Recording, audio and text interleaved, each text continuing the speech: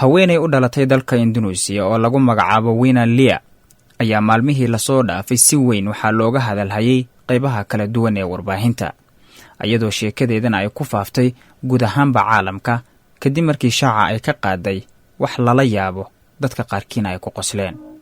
Mrs. Wina ayaa guri weyn oo ay lahayd geysay suuqa kala iibsiga guryaha ee dalkaasi Indonesia, iyadoo raacisay yaboo lala tacajabay kadib markii ay sheegtay in si degdega ay u beecinayso gurigeeda, ninka gurigaasi iibsadana ay iyadu guursanayso.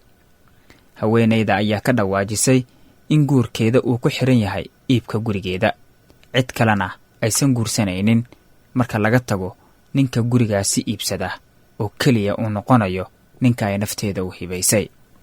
Gabadhan ayaa dhanka internetka waxa ay soo gelisay sawirrada gurigeeda iyo sawirkeeda, waxayna u muuqatay mid aan fool xumayn kuna guulaysatay qorshaha ay dejisatay.